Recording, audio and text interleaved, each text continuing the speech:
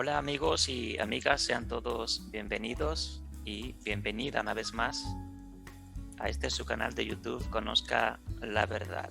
Yo como siempre muy agradecido por parte de Dios el Eterno, nuestro Creador, por tener el gran privilegio de compartir con usted y de ser parte de usted a través de esta plataforma de YouTube y de nuestro canal conocido como Conozca la Verdad.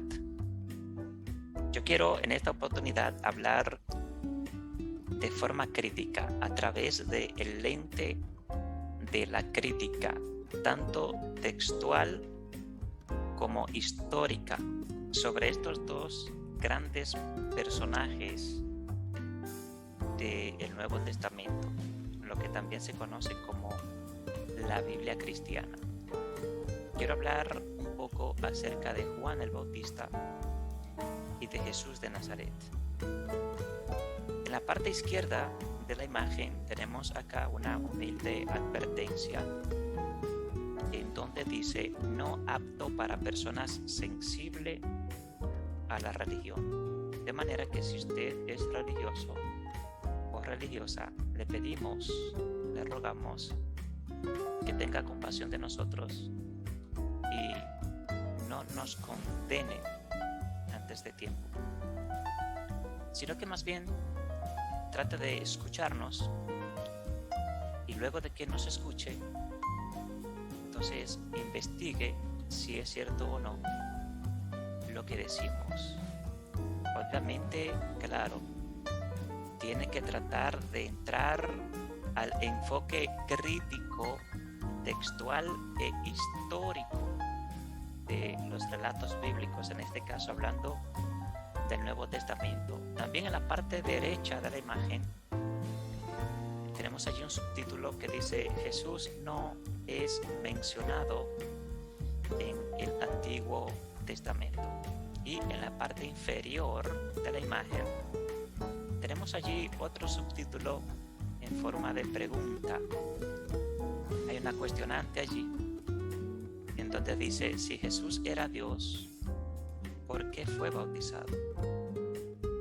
Obviamente los evangelios tratan de presentar teológicamente a Jesús como el Mesías, como el Hijo de Dios, y en el caso del Evangelio de Juan, trata de presentar a Jesús como que Él mismo es Dios, que Dios descendió del cielo, se hizo carne, habitó entre los hombres y como era Dios, pues la tumba ni la muerte lo pudieron retener.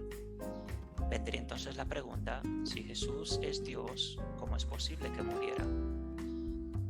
Pero este es otro tema que posiblemente en otra oportunidad hablemos de esto. Pero con respecto a esta pregunta, si Jesús era Dios o si Jesús es Dios, ¿por qué fue bautizado? ¿Por qué tuvo que bautizarse? ¿Se bautizó para cumplir la ley y los profetas, como lo dice en el Evangelio? El bautismo en el tiempo de Jesús, en el tiempo de Juan, tenía dos razones principales. En primer lugar, el bautismo era un rito que se llevaba a cabo con el objetivo, en primer lugar, de que la persona se purificara. En otras palabras, el bautismo era un rito de purificación. Y en segundo lugar, para el tiempo de Juan el Bautista y de Jesús el Nazareno, el rito del bautismo representaba también el perdón de los pecados. Entonces, si Jesús es Dios, se bautiza, en primer lugar, de que tiene que purificarse si él nunca pecó. En segundo lugar, Jesús se bautiza. ¿Por qué tiene que bautizarse? ¿De qué pecado tiene que ser él perdonado? Vamos entonces a hablar un poco sobre este este tema y otros que nos presenta el Nuevo Testamento. Pero yo quiero, antes de iniciar, recordarle a usted que si usted no se ha suscrito a nuestro canal, suscríbase. Luego que usted le dé a suscribirse, recuerde siempre activar la campanita de notificaciones para que le puedan llegar automáticamente cada uno de nuestros estudios o análisis críticos, históricos, culturales, correspondientes a la Biblia, que siempre lo hacemos. Así es que suscríbase, active la campanita de notificaciones. Si usted desea dejarnos un saludo, un comentario, si desea dejarnos una pregunta respecto al tema de algo que usted no entienda, pues hágala y con mucho gusto, tan pronto no sea posible, le vamos a ayudar en todo lo que podamos. Si desea también compartir nuestros estudios, pues usted puede compartirlo con todas las personas que usted desee. Bien, mis queridos y mis queridas, vamos entonces a iniciar y tenemos como base el versículo 1 del capítulo 3 del profeta Malaquías. Note usted que el profeta Malaquías es el último profeta que se encuentra en la Biblia hebrea, lo que conocemos tradicionalmente como Antiguo Testamento. Sin embargo, ¿fue Malaquías el último profeta? No. Cuando hablamos de Malaquías, estamos hablando de un tiempo estimado de aproximadamente 800 o 700 años antes de nuestra era.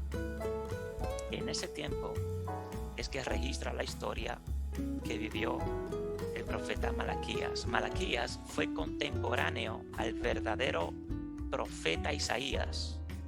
¿Por qué digo al verdadero profeta Isaías?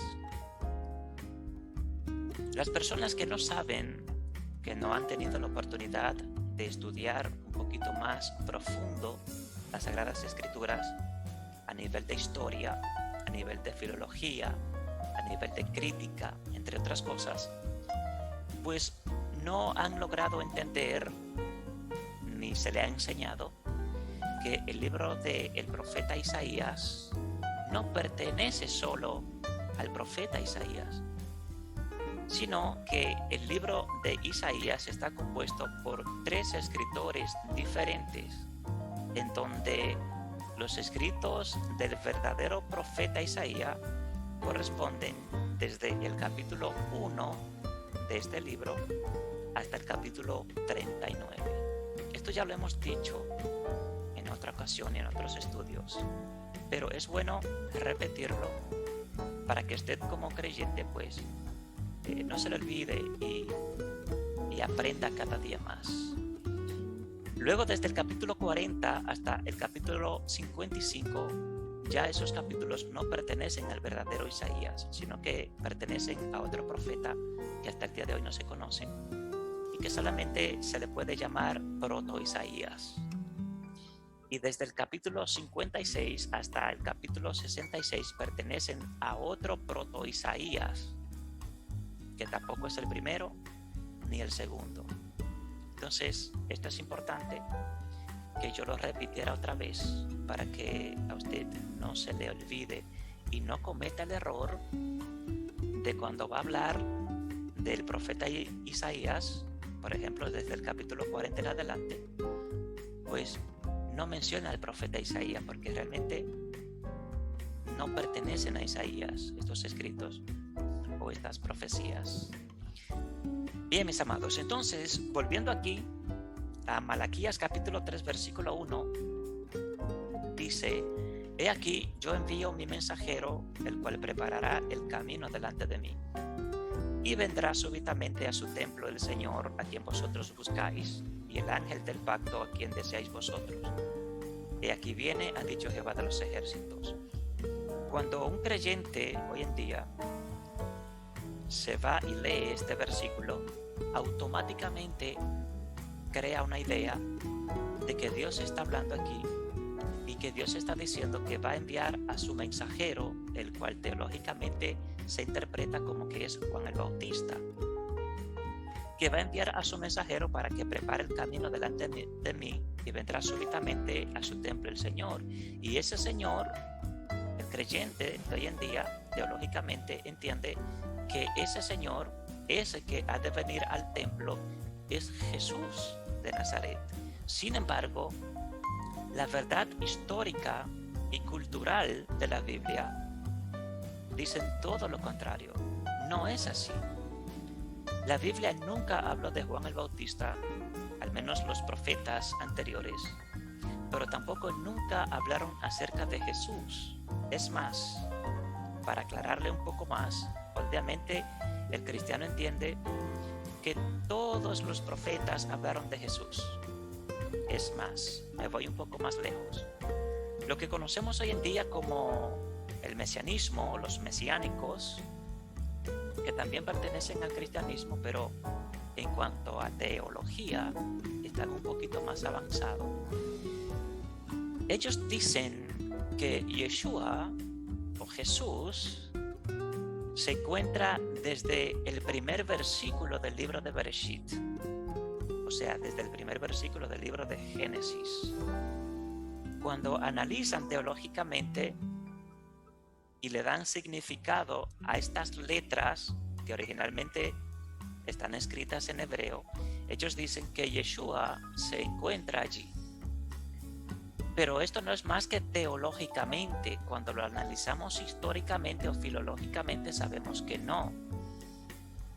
Entonces, mis amados hermanos, hay una interpretación tradicional respecto a este versículo en donde el creyente cree que aquí está hablando acerca de Juan el Bautista, que es el mensajero, y se está hablando de Jesús, que es a quien Juan el Bautista viene y le prepara el camino. Cuando nosotros lo analizamos históricamente, sabemos que no, porque el pueblo, los hebreos, los israelitas y los judíos no esperaban a Juan ni esperaban a Jesús. Ellos esperaban a Yahvé. Note usted que la Biblia habla bien claro de cuando Salomón construyó el templo, dice la palabra que Jehová llenó el templo con su gloria, que el templo se llenó de la gloria de Jehová. Entonces, por muchas razones, durante toda la trayectoria de la historia, conforme a los relatos bíblicos, persecuciones de otras naciones que esclavizaban a este pueblo por cuestión de idolatría, de desobediencia, que le daban la espalda a Dios, a Yahvé, a Jehová, como usted le quiera llamar. Ezequiel en su libro dice y habla acerca de cuando la gloria de Jehová abandona el templo. A partir de ahí, el pueblo queda con la sed y la necesidad de ver la gloria de Dios, la gloria de Yahvé en el templo, porque era el único lugar en donde Yahvé había escogido para habitar allí. Ya nunca más la gloria de Yahvé se vuelve a ver en el templo, por lo tanto el pueblo tiene sed, necesidad de volver a ver esa gloria. Por lo tanto, a quien el pueblo siempre esperaba era a Yahvé, nunca a un hombre, nunca a un profeta, ni siquiera al Mesías. Porque el concepto Mesías dentro del pueblo de Israel era un concepto que estaba dividido en diferentes grupos y que cada grupo pues tenía un concepto diferente acerca de ese Mesías. Había un grupo que esperaba al Mesías como un rey, prototipo de David. Por eso ese grupo creía que el Mesías tenía que ser descendiente de David. Lastimosamente, Jesús no cumplió con los requisitos de rey. Otro grupo esperaba al Mesías como un prototipo de Aarón, como sacerdote. Pero resulta que Jesús no fue sacerdote. Es más, Jesús nunca pudo entrar al templo donde entra el sacerdote, nunca jamás. Entonces, mis amados, así sucesivamente, si nosotros comenzamos a explicar de manera crítica este versículo de Malaquías, capítulo 3, versículo 1, pues duraríamos 2 horas o más hablando solo de este versículo. lo que queremos dejar dicho de una buena vez es que Malaquías capítulo 3 versículo 1 no habla de Juan ni habla de Jesús. Aquí está hablando, conforme al profeta Malaquías, está hablando Yahvé, que él va a enviar a su mensajero, al ángel de Jehová. Ese ángel que aparece en el libro de Éxodo, que Yahvé le envió al pueblo para que anduviera con el pueblo, que en el día se convertía en columna de nube y la noche en columna de fuego. Ese tipo de ángel era que el pueblo esperaba. El ángel de Yahvé, el ángel que le dio a Moisés los mandamientos en el monte Sinaí. Bien, entonces vamos a tratar de adelantar un poco el tiempo para ser breve y prudente. Vámonos a las escrituras que nos dan los evangelios acerca de Juan y acerca de Jesús. El evangelio de Lucas capítulo 1 versículo 41 dice: y aconteció que cuando oyó Elizabeth la salutación de María, la criatura saltó en su vientre y Elizabeth fue llena del Espíritu Santo. Es muy importante, no quería hablar de esto realmente, pero hablar del Espíritu Santo en el Nuevo Testamento es hablar de lo que muchos años atrás en el Antiguo Testamento no se conocía realmente como Espíritu Santo o como el Espíritu de Yahvé o el Espíritu de Dios. No. Se conocía como Asherah, la esposa de Yahvé. Este es otro tema que los hemos tratado ya en otro estudio. Usted lo puede buscar en nuestro canal de YouTube, lo va a encontrar, donde hablamos allí de Asherah o Asherah, la esposa de Yahvé. Entonces, mis amados, el evangelio de Lucas, cuando hablamos de Lucas, no estamos hablando de un discípulo de Jesús, ni de un hombre realmente. Cuando hablamos de Lucas, estamos hablando de una comunidad de creyentes. O sea que el evangelio de Lucas no lo escribió una sola persona, sino que pertenecía a una pequeña comunidad de creyentes en Jesús como el Mesías. De igual manera, cuando hablamos del evangelio de Mateo, Mateo no era un discípulo de Jesús. Obviamente, claro, había un discípulo que se llamaba Mateo, pero quien escribió el evangelio de Mateo no fue Mateo, sino que ese evangelio pertenece a una pequeña comunidad del entonces, que fueron los que recopilaron esos datos y escribieron.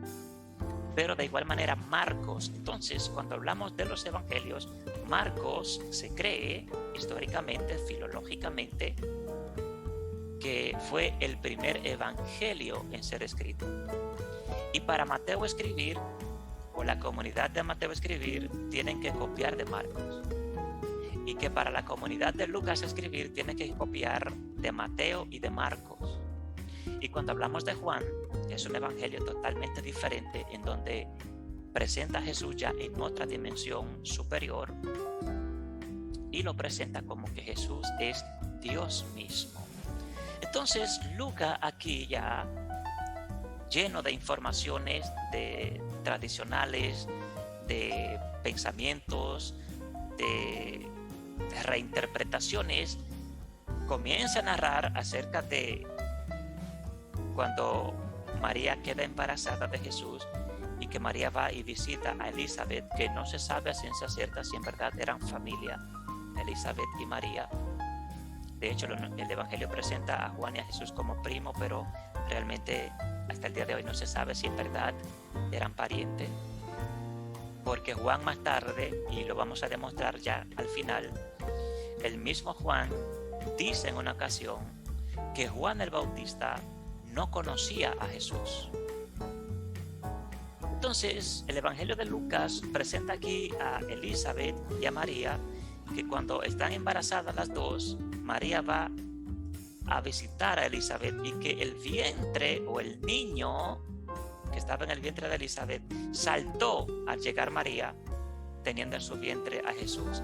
Esto es ya tratando de darle una connotación divina a Jesús, presentando a Jesús que desde el vientre de su madre era mayor que Juan.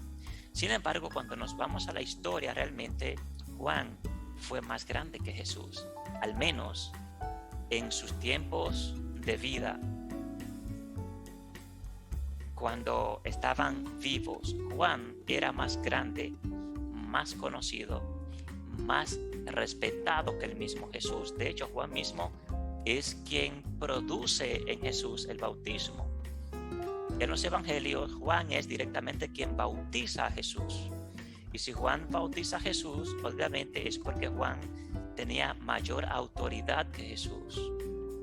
En cuanto a posición, en cuanto a jerarquía, Juan era mucho mayor que Jesús. Cuando se le comienza a dar la supremacía a Jesús por encima de Juan, es cuando ya ambos están muertos. Y personas que comienzan a repensar entonces acerca de Jesús. Bueno, Juan no calificó como Mesías, tenemos que presentar a Jesús, a su discípulo, como Mesías, porque por lo menos este sí hizo muchos milagros. Pero no todos los milagros que mencionan los evangelios realmente son históricos. De manera posterior, a Jesús se le agrega un sinnúmero de milagros, de parábolas y de dichos que Jesús realmente nunca lo hizo y nunca lo dijo. Entonces, Marcos, que como ya hemos dicho, es el primer evangelio en ser escrito, su capítulo 1, desde el versículo 1 al 5, hablando acerca de Jesús. Mire que a Marcos no le interesa el embarazo de María. A Marcos no le interesa cuando María dio a luz a Jesús. A Marcos no le interesa la niñez de Jesús. A Marcos solo le interesa la vida de Jesús a partir de su bautismo.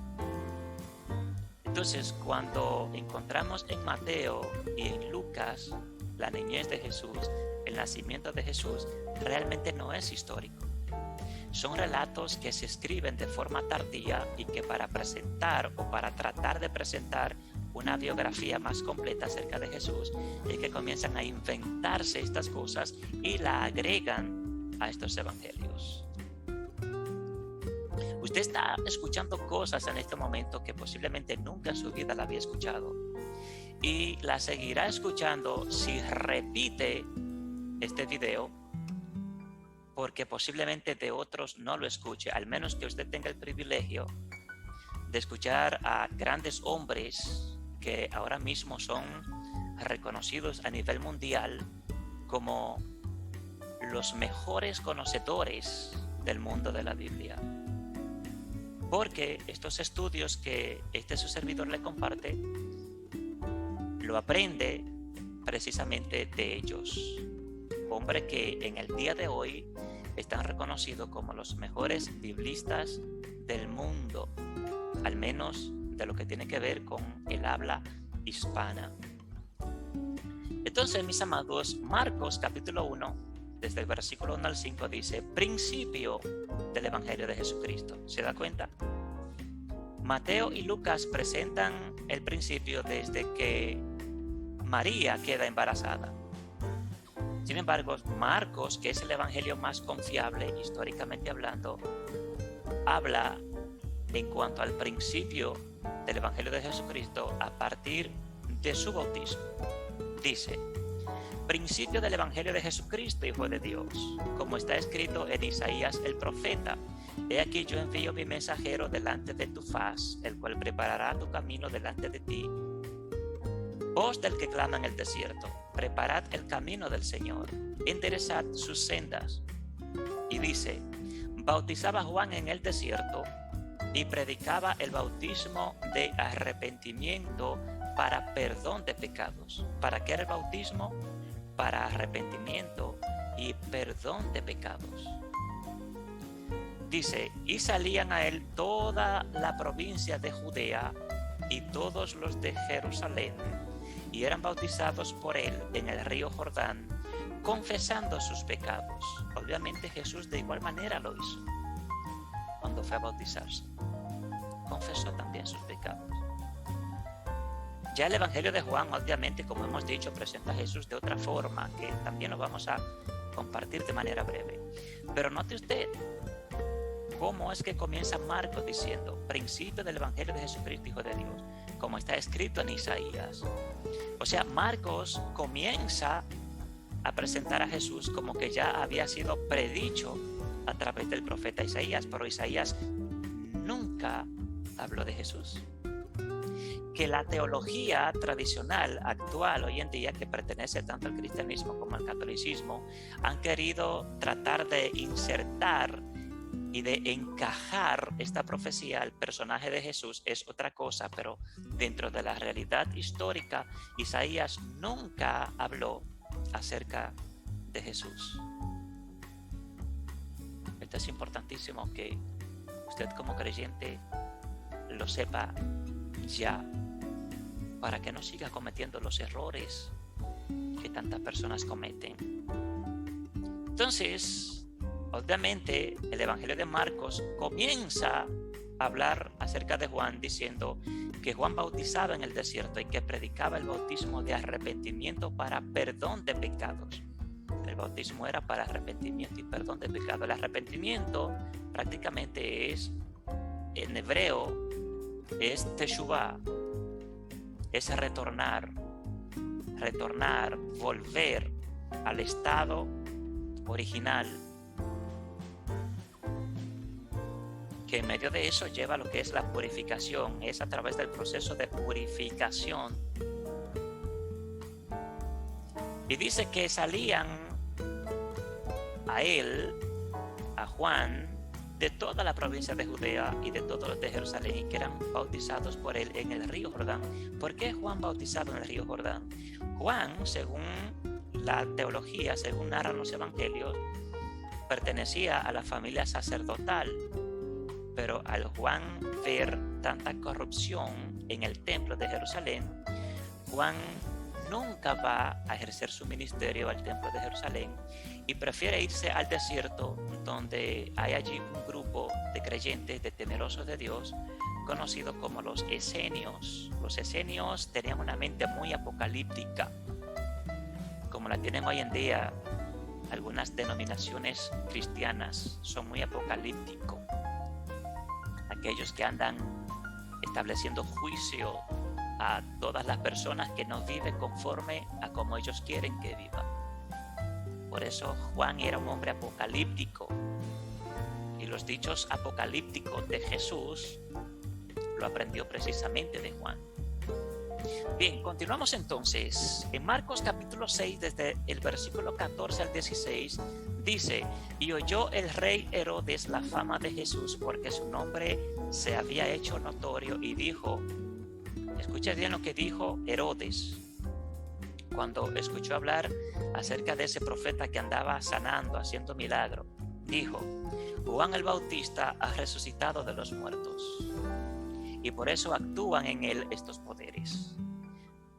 Note usted que ya aquí se está hablando acerca del tema de la resurrección, porque los judíos, los israelitas, conocían muy bien el tema de la resurrección, pero la resurrección en la que ellos creían no era la resurrección que usted y yo tradicionalmente creemos hoy.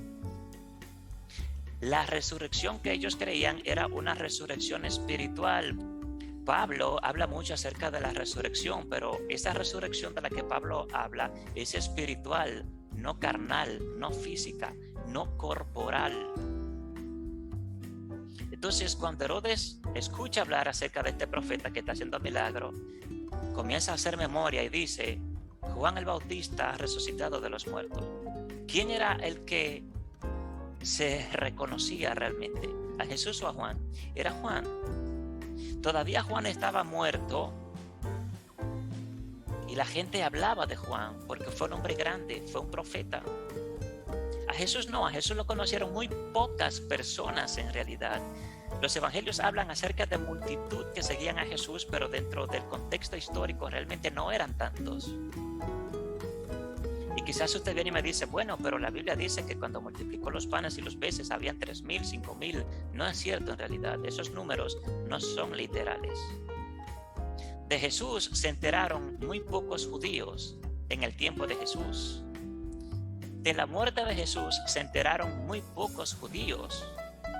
De la muerte de Jesús, muy pocos se enteraron.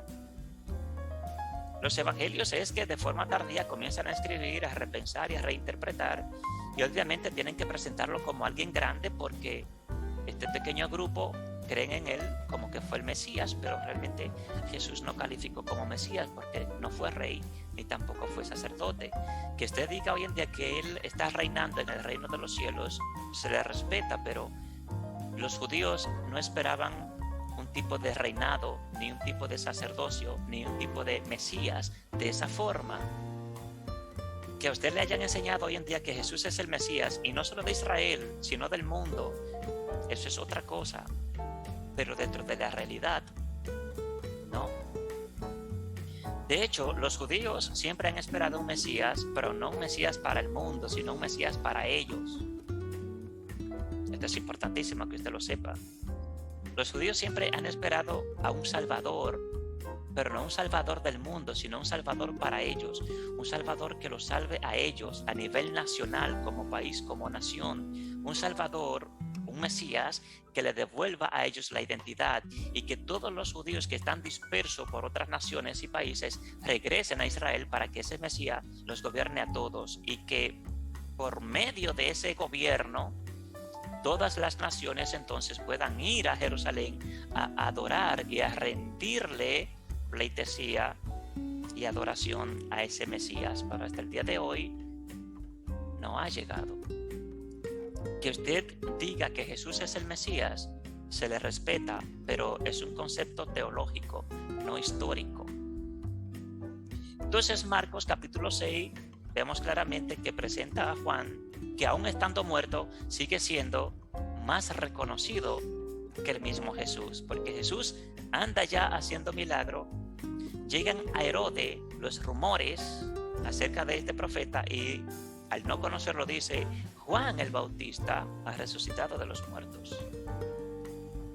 Bien, el Evangelio de Lucas capítulo 3 versículo 19 al 21 dice: entonces Herodes el tetrarca, siendo reprendido por Juan a causa de Herodías, escuche bien, ¿por qué fue que Herodes mandó a matar a Juan?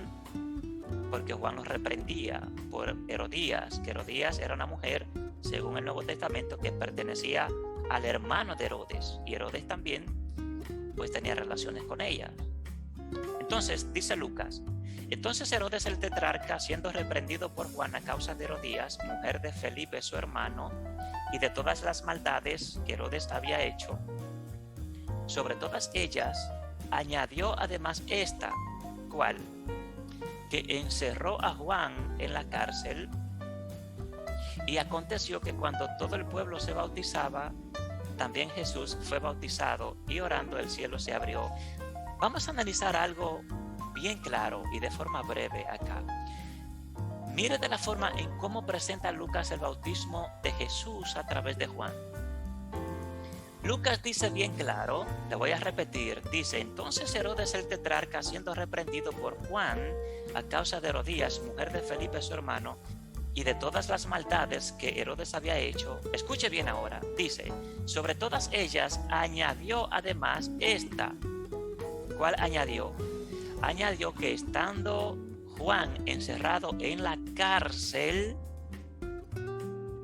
aconteció que cuando el pueblo se bautizaba, también Jesús fue bautizado. O sea, Lucas está diciendo claramente que Jesús se bautizó cuando Juan estaba preso en la cárcel. Los otros evangelios, en el caso de Marcos, en el caso de Mateo, presentan a Jesús que fue bautizado directamente por Juan. Pero Lucas dice aquí que Jesús fue bautizado cuando Juan estaba en la cárcel. Entonces, ¿de qué evangelios sinópticos estamos hablando? ¿Por qué llamarle evangelio sinóptico si realmente contienen muchísimas contradicciones? Vamos a continuar ya casi para terminar. Mire lo que dice Juan capítulo 1 versículo 29. Dice: el siguiente día vio Juan a Jesús que venía a él y dijo: he aquí el Cordero de Dios que quita el pecado del mundo. Mire bien cómo lo presenta Juan ya. Marcos dice que el mismo Juan fue quien bautizó a Jesús. Pero Lucas dice que Jesús fue bautizado cuando Juan estaba preso en la cárcel. Ahora Juan que es el que le da la connotación a Jesús de que Jesús es Dios, dice que el siguiente día vio Juan a Jesús que venía a él y dijo Juan: he aquí el Cordero de Dios que quita el pecado del mundo. Eso lo está diciendo el Evangelio de Juan. O sea, Juan estaba bautizando y cuando alcanza de ver de lejos a Jesús, lo señala y dice: he aquí el Cordero de Dios que quita el pecado del mundo. Pero mire esto. Mire que dice entonces unos versículos más adelante. El mismo Evangelio de Juan, capítulo 1, versículo 31, dice, hablando de parte de Juan el Bautista, mire lo que dice: y yo no le conocía, mas para que fuese manifestado a Israel, por esto vine yo bautizando con agua. El Evangelio de Juan está diciendo que Juan el Bautista mismo dice que él no le conocía, más para que fuese manifestado a Israel, por esto vine yo bautizando con agua. Entonces, ¿se puede usted dar cuenta? ¿Puede usted notar las diferencias que existen entre los evangelios en cuanto a Jesús y en cuanto a Juan el Bautista? Uno dice una cosa, el otro dice otra, porque obviamente ninguno de los que escribieron los evangelios conocieron personalmente a Jesús. Bien, continuamos ya para terminar. Mire esto. Lucas capítulo 7 versículo 19 dice: y los envió a Jesús para preguntarle: ¿eres tú el que había de venir o esperamos a otro? O sea, Lucas nos dice primero que Jesús fue bautizado cuando Juan el Bautista estaba en la cárcel. Y ahora continúa Lucas y sigue diciendo que Juan envió de sus discípulos a Jesús para preguntarle: ¿eres tú el que había de venir o esperamos a otro? Y estos son versículos que todos los creyentes lo conocen, pero no lo estudian, no lo analizan. ¿Por qué Juan manda de sus discípulos donde Jesús a preguntarle: ¿eres tú el que había de venir o esperamos a otro? Teológicamente se interpreta muy fácil y se dice que es que Juan tenía duda como hombre, como humano, pues dudó porque estaba preso, estaba en la cárcel, pero este no es el contexto correcto. El contexto correcto realmente es que Juan no conocía a Jesús. Juan había escuchado de él mientras estaba en la cárcel, pero no lo conocía. Yo quiero dejarlo hasta aquí, mis amados, queridos, apreciados, amigos, amigas, hermanos, hermanas. No sé cómo le parece a usted este análisis crítico, textual e histórico que le acabo de regalar acerca de Juan el Bautista. Si le ha gustado, dele un like. Si tiene alguna pregunta o alguna inquietud, escríbanos y con mucho gusto le vamos a ayudar. Si no se ha suscrito a nuestro canal, suscríbase y active la campanita de notificaciones. Si desea compartir nuestros estudios, compártalo con todas las personas que usted desee. Y esperamos y deseamos que Dios, el Eterno, nuestro Creador, le siga dando a usted vida y vida en abundancia. Muchas bendiciones.